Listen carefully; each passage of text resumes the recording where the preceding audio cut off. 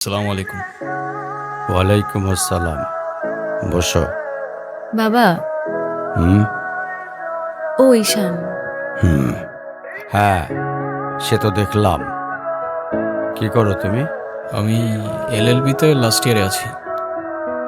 তোমার উদ্দেশ্যটা কিন্তু আমি বুঝতে পারছি। জি স্যার।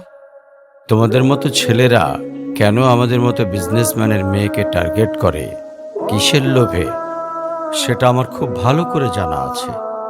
বাবা, কি বলছো এসব? তুমি চুপ করো, আমি কথা বলছি। আমার ফ্যামিলিতে আর কে কে আছেন? বাবা মা দুজনেই আছেন, কিন্তু ফ্যামিলি বলতে আমি একা।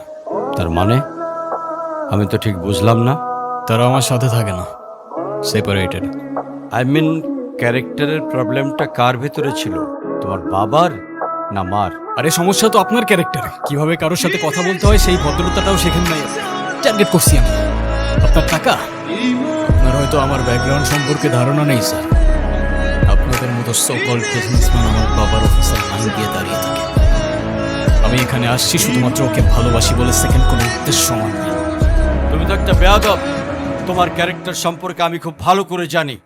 তুমি রাস্তাঘাটে মাস্তানি করো, আর তুমি কি করে ভাবলে যে তোমার মতো একটা স্কাউন্ডারের হাতে আমার মেয়েকে তুলে দেব? বাসায় ডেকে আনছেন অপমান করতে। আপনার বাবা মাই তো আপনাকে ভদ্রতাটা শেখাইতে পারেনি। আপনি আসছেন আমায় জাজ করতে।